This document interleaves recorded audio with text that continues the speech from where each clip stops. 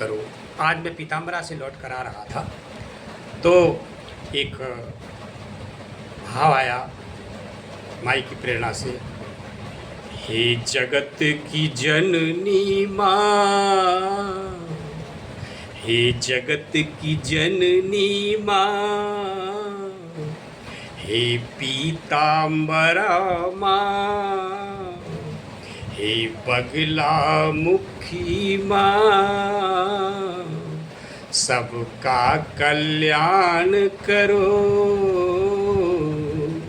सबका कल्याण करो। जो भी तेरे दर आया उसके कष्ट हरो। हे पीताम्बरा माँ, हे जगत की जननी माँ।